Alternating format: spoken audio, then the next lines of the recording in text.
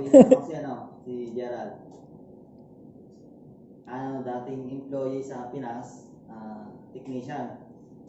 As technician, 10 years na technician, walang nangyari. Tapos, ibang bansa. Akala ko nung pumunta ako ng Japan, okay na eh. Ibig sabihin, dito na ako yayaman, pero hindi pala. Ang pag-uusapan natin, sweldo at saka kita. Anong kasi itong dalawang to, may pinagkaiba to eh, sweldo, kita. Dito sa sweldo, alam natin na fixed to. Kahit anong gawin mo dito, fixed talaga to. Kasi nung tayo, nag-aaral tayo.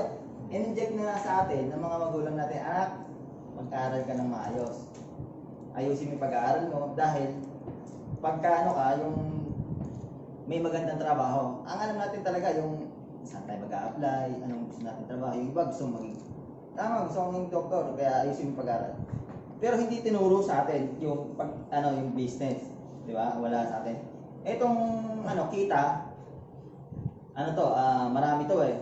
Pwedeng mga yung nagbebenta ng product, pwedeng yung salesman, yung mga businessman, yung mga networker, marami to eh, marami. Halos magkaiba tayo. Ang kita nito, pwedeng mataas, pwedeng maliit. Pero itong sweldo, fix talaga to. Kahit anong gawin mo, fix talaga to. Di ba? Sa pagiging sa sweldo naman, alam natin na kinsenas katapusan. Minsan dumarating sa punto na sweldo tayo ng sapat lang. Ibig sabihin survival income, hindi nakakayaman. Tama, minsan meron namang talagang nagkakataon na okay siya pero hindi nakakayaman. Tama, no? Pero itong yung kita, maaring magaling ka sa ganito, kasi pag business, malalaki ang nito, yung mga malalaki ang mga psychological wallet ng mga to. Ibig sabihin, tanggap lang sila ng tanggap ng pagka-business na pinag-usapan, tanggap sa kanila. Pero ito, yung sweldo, pag pinag-usapan yung milyon-milyon, hindi na kaya ng nila, utak na naman. Ito kasi, maliliit ang mga psychological wallet ng mga to. Kasi pag pinag-usapan na yung milyon-milyon, hindi nga. Ganon, ibig sabihin, hindi tanggap niya ang utak nila, sumasabog yung utak nila. Bakit? Kasi sila naka-mindset sa sweldo, alam na ng mga to, fix talaga. Kahit anong gawin dito sa sweldo, kahit tumambling ka pa, kahit sumipsit ka pa sa boss mo, yun pa rin ang sahod mo.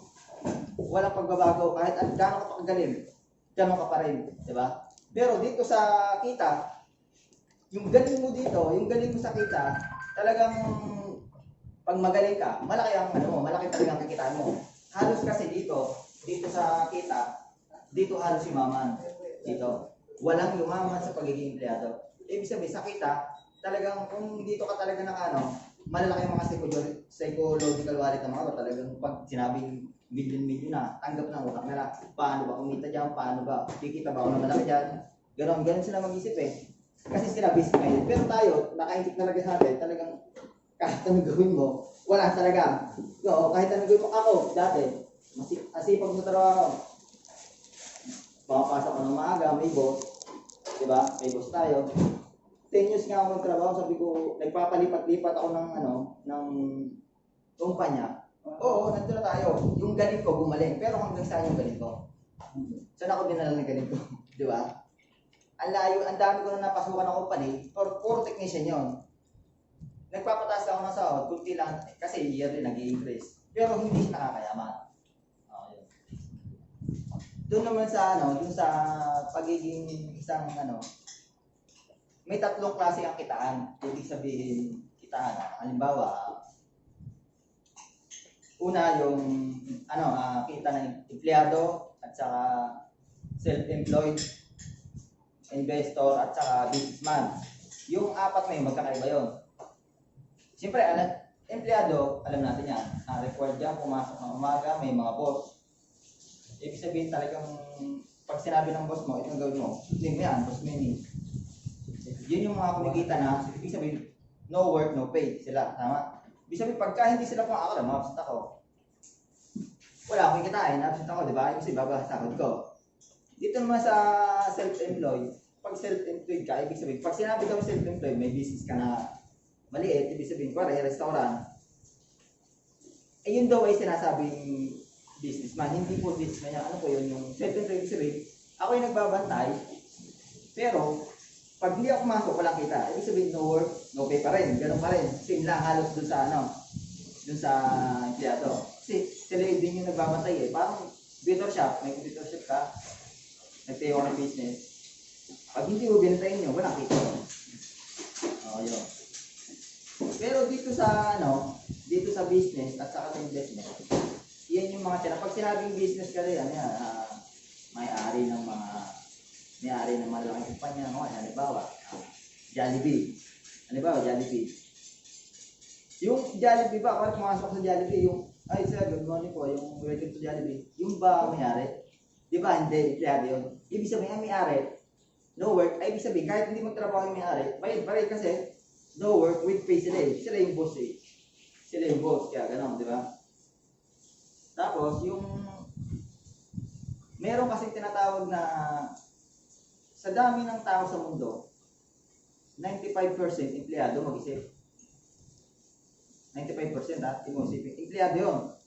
Ang paghahatian na lang ng buong yaman ng buong mundo, doon sa 95%, 5% malabo talagang imaman sa pagiging empleyado. Kasi ang laki, ito mo, 95% yung empleyado sa buong mundo. Tapos ang paghahatian na lang ng yaman, 5%. Wala talagang yayaman doon, di ba? Pero dito sa pagiging businessman, yung may-ari, talagang ilan lang yun, bilang lang yun, kasama yung mga boss natin, 5%. Sa buong mundo, may mga ari ng kumpanya, nag-business may-ari, 5% lang yun. Talagang, ang laki ng paghahatian, 95%. Yung paghahatian ng yaman, ang laki, di ba? Kaya kung iisipin mo, mapapaisip ka eh, kasi ang laki pa ng paghahatian eh. Yun yung mga taong businessman yung mag-isip. Yun. Kaya kahit anong gawin mo, yung kung empleyado ka, 95, aliit, di ba? 5% na yung paghahatian. Ay kumpara dito sa talagang business-minded mag-isip, 95% pa. Baliktad. 95% pa ang yaman ng di ba? Baliktad. Baliktad, di ba? Ang laki pa ng paghahatian. Saka alam mo, sa mga Pinoy, bakit mapansin mo pag tayo ka rin, nag-ibang bansa tayo? Kasi dati ganito din ako mag-isip. Kasi mga iba kasi nag-iisip na yung pumunta na ibang bansa, akala nila nakakayaman na. Pare, tatrabaho sila dito, tatrabaho. Pero ang pinupunta nila, bahay. Ginagawa nilang, yung bahay, ginagawa nilang investment. Tama? Ganun ang mga Pinoy eh. Pagandahan ng bahay, ang gaganda ng bahay, pero ang totoo wala negosyo. May negosyo man, small time. Ganun, di ba? Tama? Ganun yung mga, natin eh. Kahit yung mga kilala ko, ganun sila mag-isip. Pero hindi ako ganun mag-isip. Diba ako? Pumunta ako sa Japan para kumuha ng puhunan. Hindi para magtayo ng bahay. Tayo. Kasi pag uwi mo ng Pinas, may bahay ka, ang ganda. Pero, nasa negosyo mo, wala ka. Ganun yung di ba yung mindset natin, yung mga Pinoy, halos naman kahit sino, ganun. Pero meron talagang mapapansin mo na ang mindset talaga, negosyo. Kasi ako, 3 years, 1 milyon, kita ko dito. Yun ba, mayaman ako? Hindi ako mayaman kasi pagdating ng pera, ubus yun. Ang tanong, saan ako kukuha ng source of income ko? Wala na, siyempre. Back to employee na naman ako. Di ba? Back to employee na naman. Ganun naman yung buhay ko. Ganun yung iba eh. Pero, isipin mo yung mga Chinese. Bakit sila yung mayaman? Sila ang liliit ng bahay. Putang ina, ang lalaki ng negosyo. Baliktad sa atin, di ba? Isipin mo, di ba? Kasi kung ang Chinese, ang liit ng bahay, alimaw ang negosyo. Kasi sila, yung mga anak nila, pinalaki ng anak. Habang bata ka, magbantay ka ng business natin. Para paglaki mo, ikaw ang may-ari ng business natin. Sa Pinoy, anak, mag-aral ka ng mabuti para may maganda kang trabaho. Di ba? In-inject na kasi sa atin talaga yung Pero ang totoo sa tawag talaga sa pagiging empleyado, noon, sinaunang panahon, nung kay Sir Moses pa, alipin, pinaganda lang ngayon. Totoo, alipin pa rin tayo. Empleyado, employee, yung tawag. Pero nung sinauna, alipin tayo. Alipin ang tawag sa atin hanggang ngayon. Tama? Alipin tayo. Di ba? Yun, pag-usapan natin yung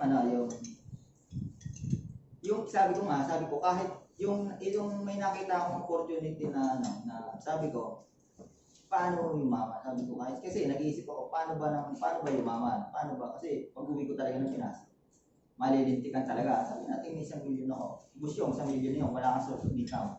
Busyong. Dati akong business, isip ko, refilling station. Magkano po una? 500. Nandun na lahat. Pesto, laki. Di 500,000 na lang ang nakitira. Pero yung kita ko yun, small business pa rin yun. Ibig sabihin, tatao ako doon. Self-employed pa rin ako. Pero pwede patauhan. Yung mga gagamitin pang sasakyan, bawas na, ang milyon mo, di ba? O hindi naman, computer shop. Naisip ko, yung computer shop, kakain din. Pesto. Kasi computer, hindi maaaring masisira dyan. Hindi ka naman, guys, 300K. May maintenance yan. May maintenance yan. Maaaring may mga sira, may mga kumawat mo. Maintenance pa rin yan. Kakabit ka ng mga CCTV. Malaki rin. Diba? Sa restaurant. Siyempre, di ako magaling magluto. Kukuha ko ng cook. Sino man. Pesto pa rin yun. Diba, ipapalo ng mga 200, 100. Ayun na, laki. Bawas na naman yung milyon ko. Diba? Kasi bala ko mag-negosyo.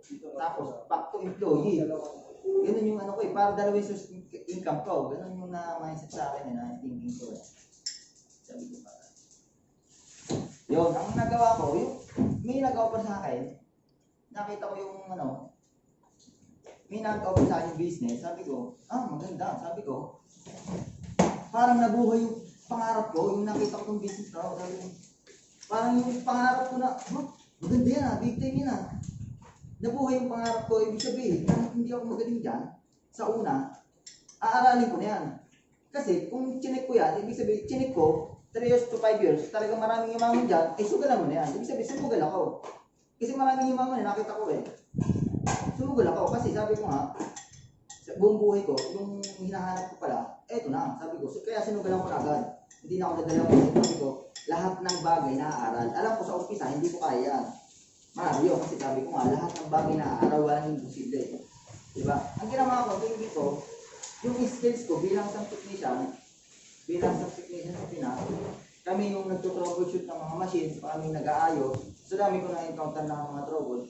Parang kaya ko, sabi ko, yung skill ko, in-apply ko. Kasi doon kami, bilang isang technician, titignan mo yung sira, hanapin mo, anong problema, dito repair. In-apply ko yung skill ko, in-apply ko dito. Kaya sabi ko, ganun pala yung ganun yung nakuha ko agad, nakuha ko yung discard sabi ko, maganda to, okay to. Kaya sabi ko, yung invite sa akin, okay. Tapos, yung naman, pag-usapan natin yung, ano ba yung leverage? Yun kasi yung talagang ginagamit ng mga mayaman. Bakit sila lalong mayaman? Leverage ang tawag doon. May tinatawag kasi na law of singleness. Tayo yun, para empleyado. Law of singleness. Ibig sabihin, isa ka lang na nagtatrabaho. Ibig sabihin, yung sahod mo, isa lang din. Pero ikumpara mo dito sa mayaman, na ginagamit ng mga yan. Bakit luwan yung mayaman sa mga to? Law of leverage. Ibig sabihin, sa baba,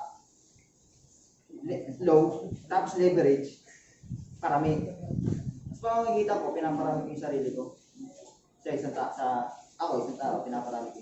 Halimbawa, Lucio Tan. May-ari ng, fortune pillar, yung,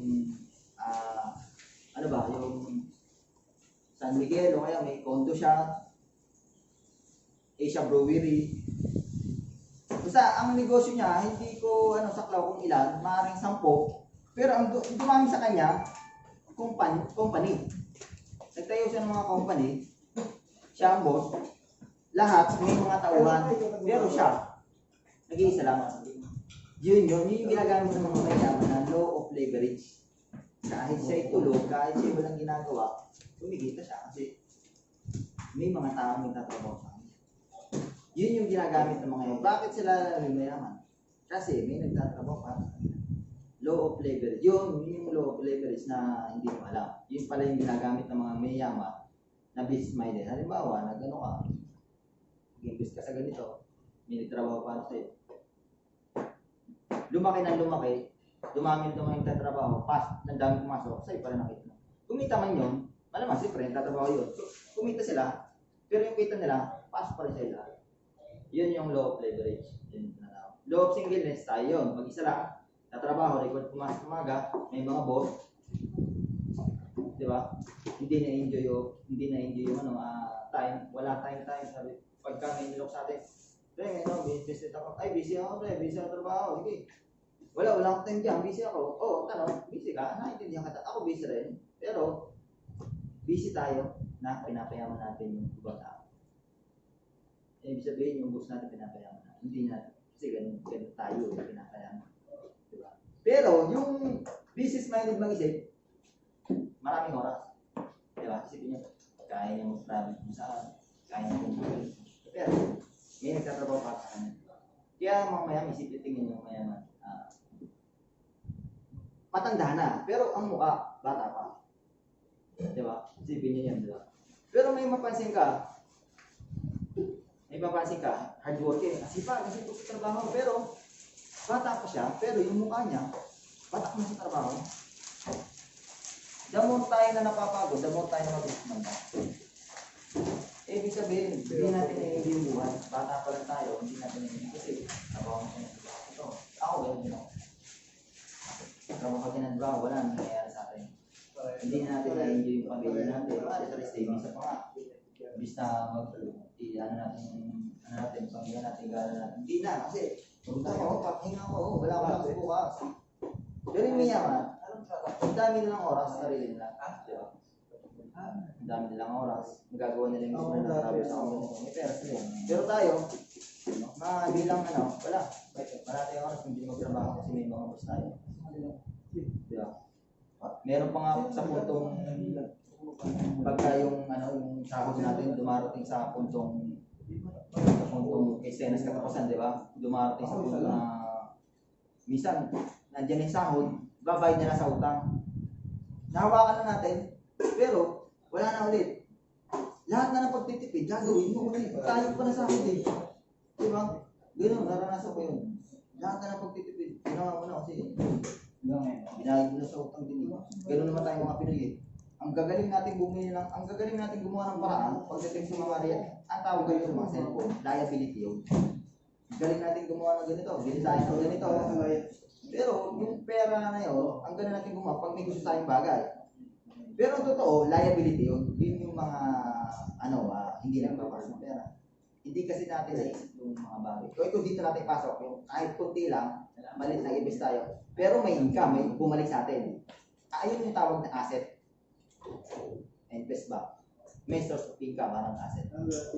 Diba? Pero pagdating sa mga bagay na, bili tayo ng gano'n, okay lang, sige, may sahod naman. Pero walang income, hindi siya returnable ba? Liability kung tawagin. Tawag na. Yung mga, ganun may nangyayari talaga yun. Yun, tapos, yung naman, yun, ito na tayo sa business. Ano ba yung business na, namin? Ano ba yung business na nakita ko na sa opportunity na talaga?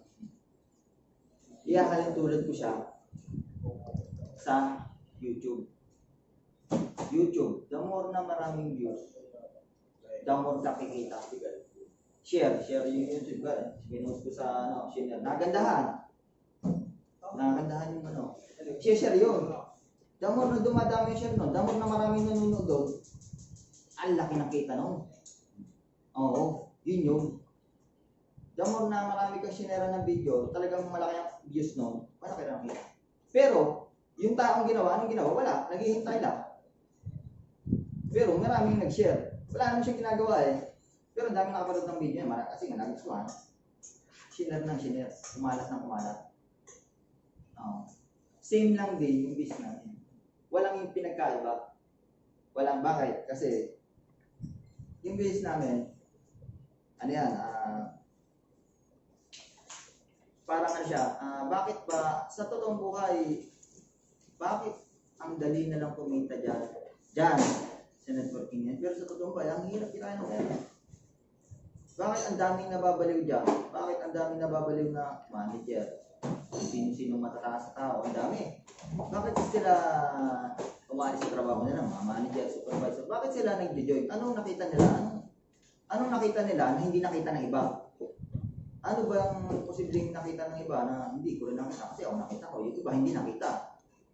Ay, ano lang ang tao nito ba? May mga katungkulan ito, may mga pulis, ang dami, mga abogado. Ano laki ng mga pinag-aralan mga yan, natataas na. Nag-resign na sa trabaho. Bakit kaya? Ano ba nakita nito? Oh, yun yung, doon ko mapapaisip eh. Ano yung makakita nila? Siyempre, kaya nila ginawa yun dahil natubasan nga yung sahod nila.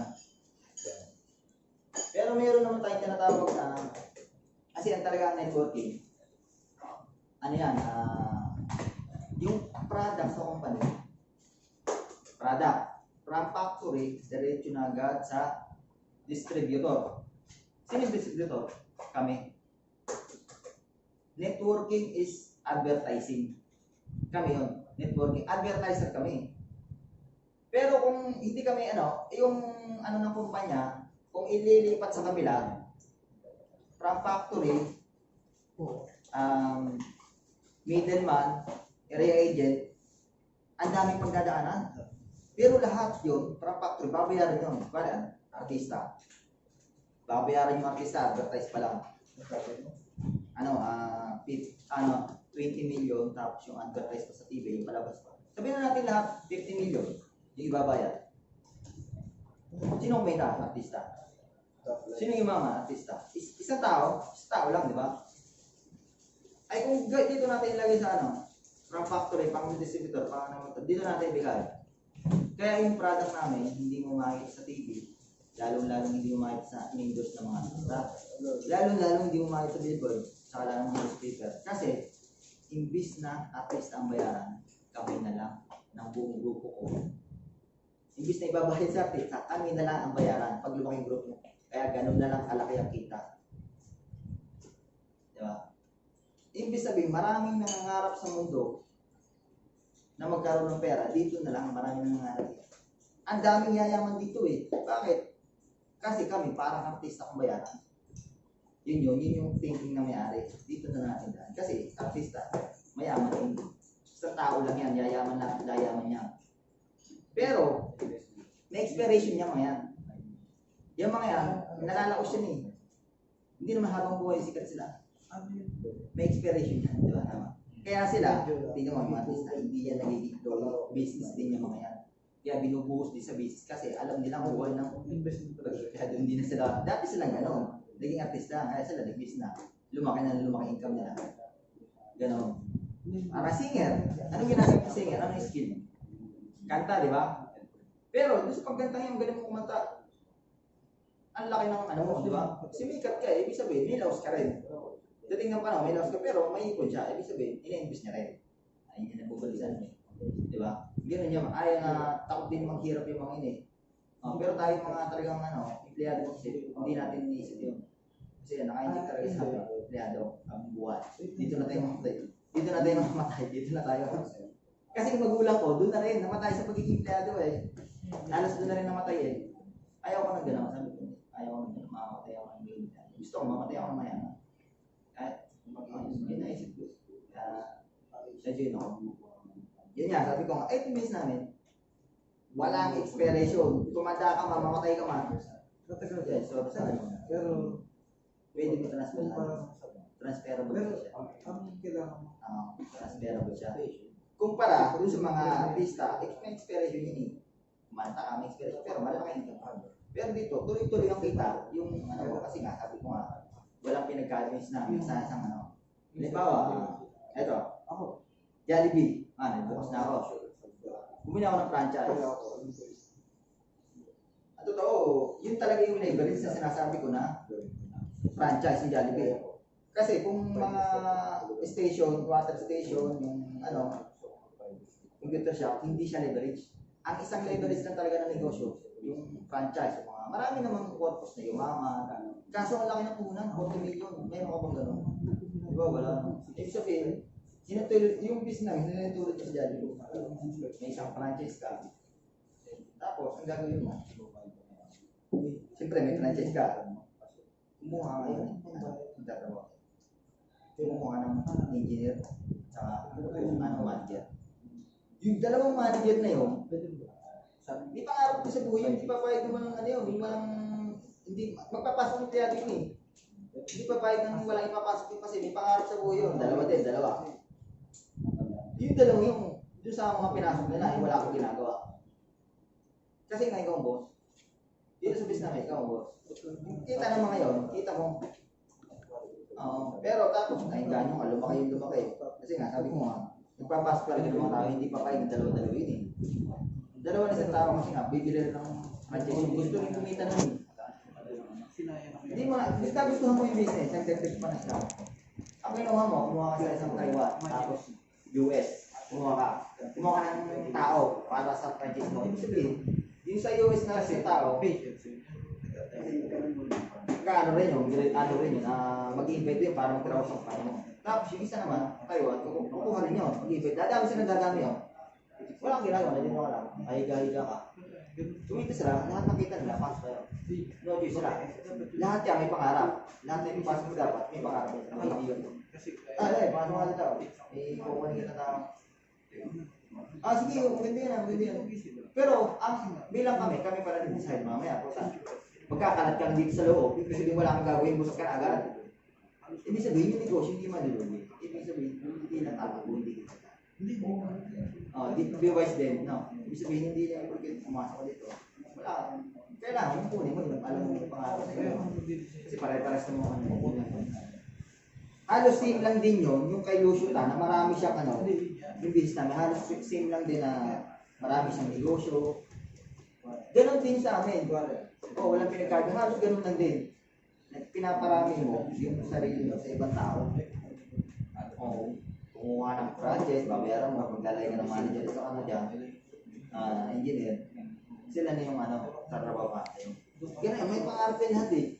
Kaya sabi ko nga rin nyo, yung para tayo artista, may bayaran.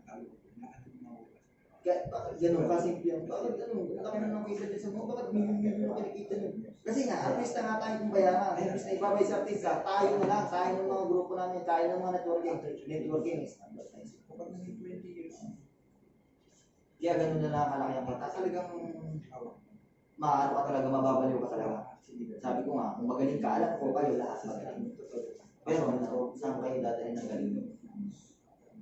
Ako magaling ako, pero saan ako dinala ng galing ko? Ibig sabihin yung galing ko, hanggang dito lang.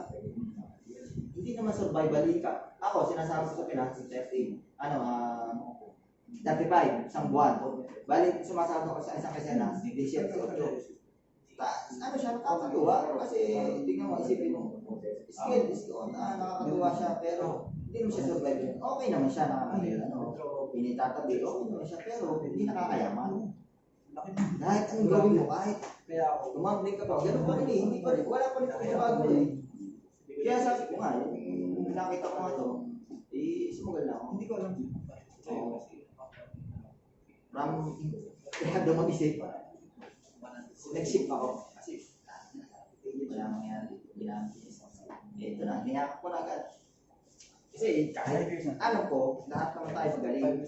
Yung galing natin, dalhin natin sa tama. Ilagay na natin sa tama yan. Talagang nakakayaman. No? Kasi kung magpipis ka rin yan, hindi ko alam kung ano. Sa bagay, hindi sa masisi, hindi ko anong trick mo sa buhay. Kasi meron tayong mga sarili isip. Di ba? Kung alam mo magaling ka sarili mo, ilagay mo na sa tama, alam mo sa una, hindi yan, maaaral mo rin yan. Kasi sa isang bagay, hindi ka magaling sa una. Pero kahit kung talagang yan, ito na yung sa harapan niya. Kaya nga na iba eh. Kaya mo rin. Wala yung posible eh. Pero sabihin mo, dito na ako tutubuhan, dito na ako malingi. Ayoko na yan. Paano kung sabihin ko sa'yo, dyan sa kinaupuan mo, may golden Buddha, dalawang tao na, exclusive ka pa rin, ibig sabihin, bukain mo na lang. Hindi ko skill dyan, hindi ko skill dyan eh. Dyan ka na yayaman eh. Ibig sabihin, pag nahukay mo yung golden Buddha, o tayo na, ilang million yan, yayaman ka na dyan. Siyempre, hukay mo yun kasi, ka na yayaman eh. Exclusive ka pa rin, hindi ko skill dyan, hindi ko skill mag-hukay eh. Di ba? Yan yun. Kaya yung nakita ko yung list na to, sabi ko, hindi ko skill dyan, hindi ko, walang paandyan yung, sabi ko, kaya nga nabuhay, yung pangarap ko, yung dati, nabuhay lahat. nabuo. Kaya niyakap ko agad, hindi na ako magdalawang isip-isip. Kahit saan naman magaling. Sabi ko nga sa inyo, magaling tayong lahat. Hanggang saan ka dadaling ng galing mo, nakakayaman ba yung galing mo? Di, lumipat ako, kasi itong galing na ito, nakakayaman. Nag-shift na agad ako, hindi na ako magdalawang isip.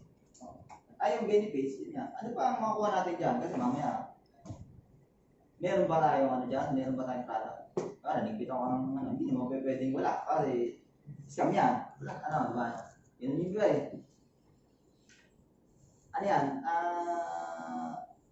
may product siya na makuha worth of 15K. 15K na product, yun. Pwede, gamitin mo. Hindi naman na-record sa amin ang benta kasi hindi kami nagpo-focus sa product. Bakit? Mag-focus sa product.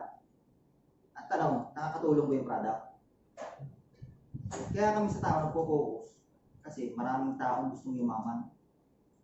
Pag naipasok yun, sabi ko nga, pag lumaki yung grupo, babayaran tayo para tayong artista. Kaya kami hindi pwedeng mag-focus sa product. Small time yun. Ang natulungan nyo, sarili mo lang. Binita mo yung product. Balik ka. Tulungan mo yung sarili mo. Yung ibang tao hindi. Wala. Pero medyo, hindi na. Nakatulong ako sa kanya. Kasi yung milyon-milyon na ibabay sa amin sa buong grupo, parang artista, dapat natupad yung pangarap niya. Kaya kami, hindi nagpo-focus product. Ay hindi lang yung pag-invite, may purpose yun lahat. Natulungan mo na yung isang may pangarap sa buhay, hindi ka lang nakatulong. Nakuha niya pa yung gusto niya sa lahat. Pumalis pa sa pag-empleyado. Kaya yung pag-invite, pag sinabi nila, ayaw niya. Bakit? Invite lang yun Ang mga yumayaman dyan, yung mga nauna, walang ganon. Grupo yan. The more na lumalaki, the more na dumadami. Sabi ko nga, the more na lumalaki dito. Boss ka nga boss tayo dito na. Walang empleyado. Kasi kung may empleyado dyan, sa business namin, walang yayaman dyan. Empleyado ka Boss, lahat ng pumasok sa business, boss. Walang empleyado. Kasi sabi ko nga, kung empleyado yan, may empleyado. Wala, hindi, ayaw ko niyan. Walang yumaman dyan Yan ako galing. Empleyado pa rin ako dyan. Hindi ako bayad. Lahat, boss. Walang hindi ka pwedeng, anong ginagawa mo? Boss, wala kang walang ganon, hindi pwede kasi boss din yan, lahat yan boss. Hindi mo pwedeng tutusan yan, hindi mo pwedeng yan. Pwede mo suggest ka. Para lumaki yung group. The more na isang group na merong mga kailangan talaga may mga pag-aaral na kailangan, ito gawin mo. Kasi the more na maraming ideas, the more na maraming makikreate na member, kaya tayo nag-invite, may option para matulungan natin siya. Hindi yung invite ka. Ang tanong ba, may isang tao na invite. Invite ka. Ang tanong, sa akin pa pumunta yung pera? Hindi, sa kumpanya yun. Yung pera mo, hindi napunta sa akin, napunta sa kumpanya. Pero anong balik?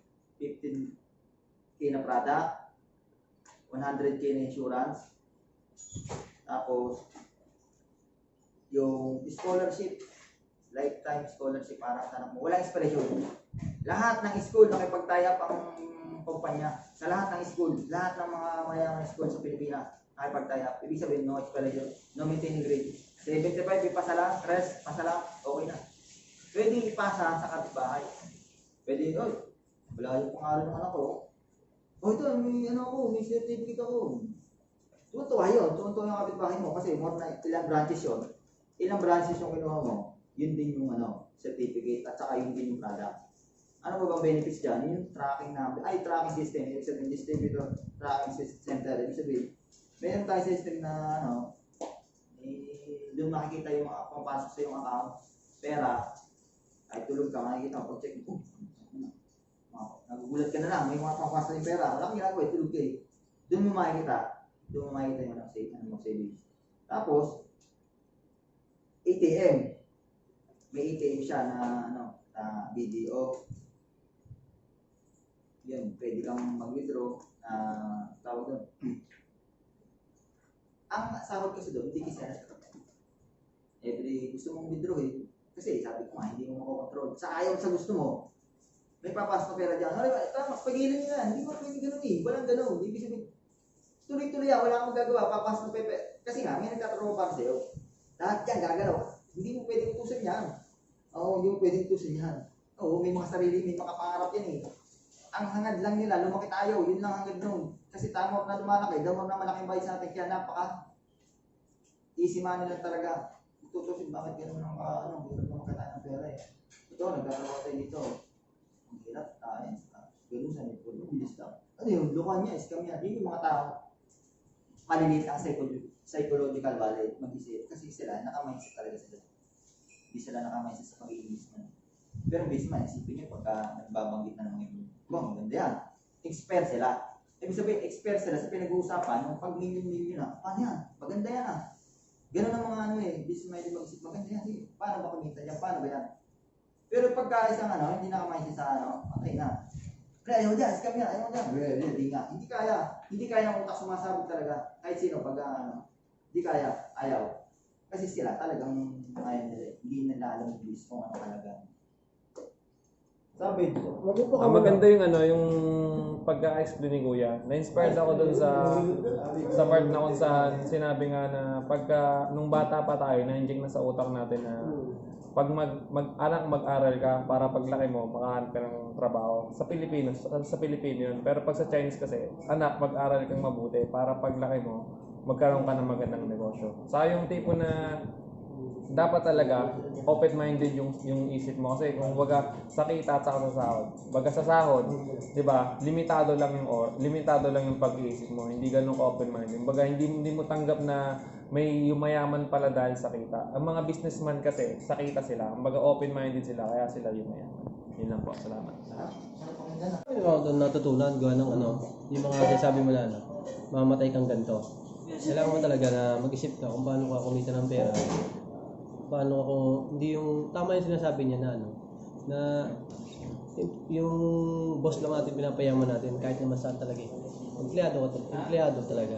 Forever empleyado talaga. Hanggang dyan ka lang talaga. Tama. Ang mayaman talaga, yung may-ari ng company. Yun nga lang, yung isipin mo kung paano ka kumita ng pera, business, o sinasabi niya, networking.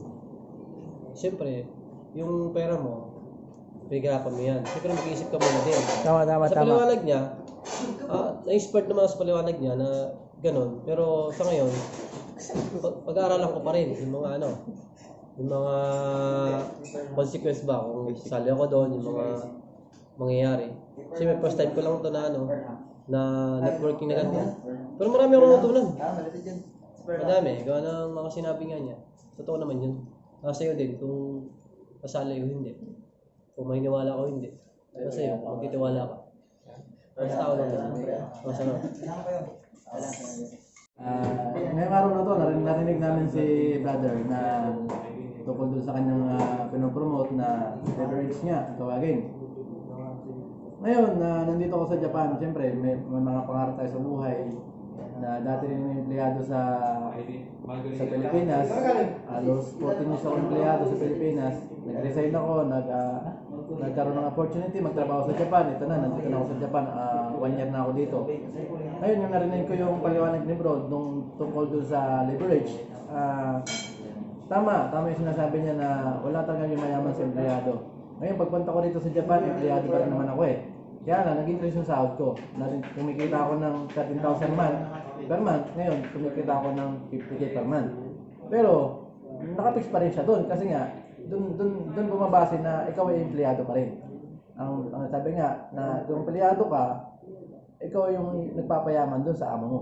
Hindi pinapayaman mo sa sarili mo. Ngayon, pagdating mo sa Pinas, siyempre, nag-resign ka sa trabaho, wala ka ng trabaho talaga. Yun, ang i-invest mo, magkaroon ka ng maliit na bahay, magkaroon ng maliit na sabihin natin, hindi man siya business o kumbaga pagkakitaan mo sa Pinas.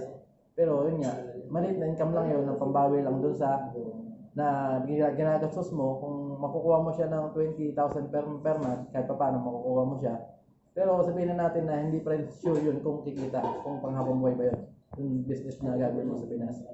Ngayon, pagiging empleyado talagang doon ka na mapipix sa pagiging empleyado mo. Kung nagkagawa ng paraan, kung kagalingan mo talaga, hindi mo gagamitin doon sa tamang paraan.